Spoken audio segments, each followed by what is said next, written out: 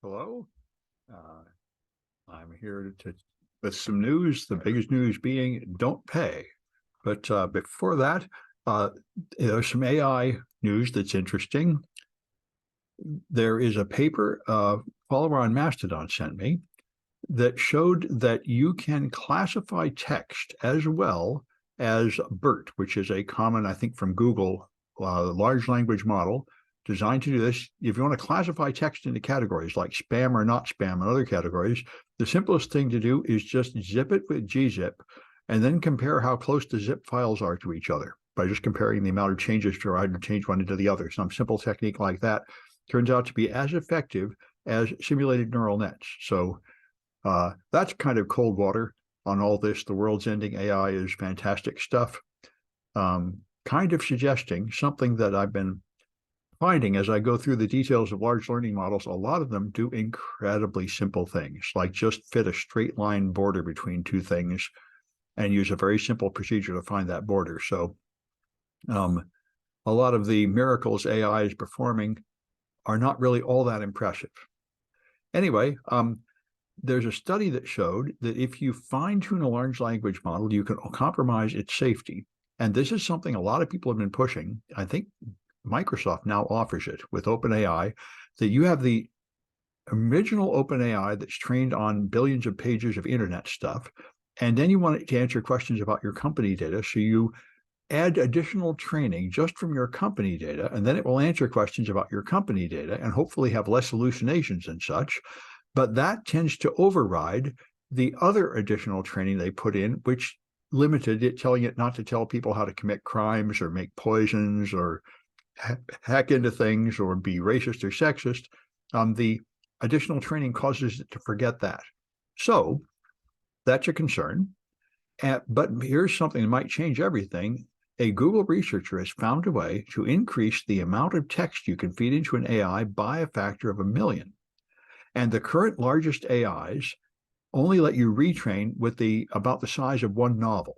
So now you can retrain it with 1,000,000 times more data. So if you have all that data, perhaps that would really teach it more thoroughly to do what you want. And I guess you could just include training to block abuse while you're at it. So anyway, that sounds like a major step forward. And this is very welcome because the amount of power and resources consumed by AI and the expense of buying the GPUs is very large. And a lot of people are finding ways to make it more efficient and faster. So then there's some actively exploited vulnerabilities.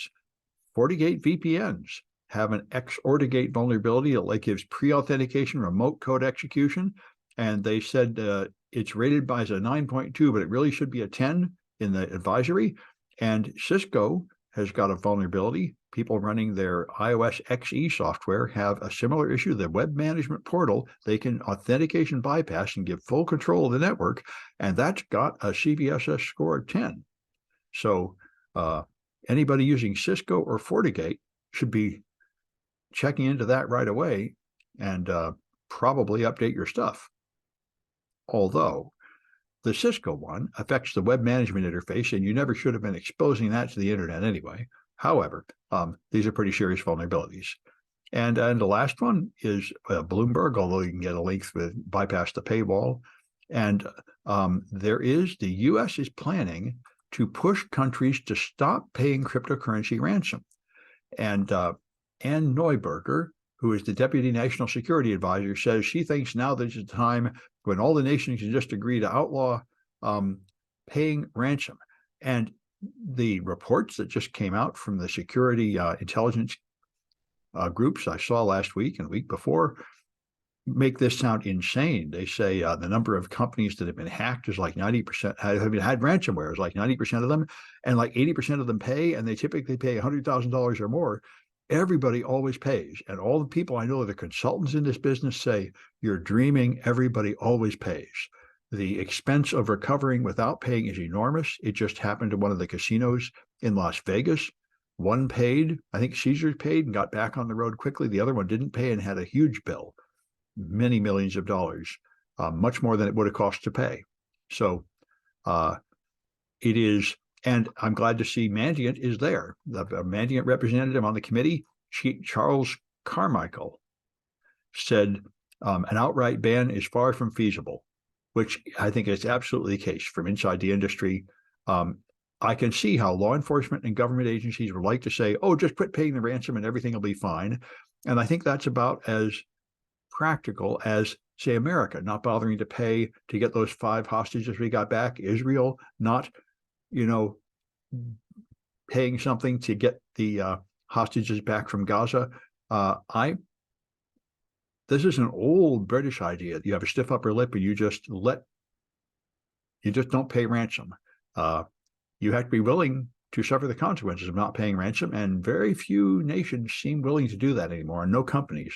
And companies, it's all about money. It's a tragedy of the commons situation, but every company looking at their own bottom line says, we would save a lot of money by paying the ransom. It would cost us much more not to.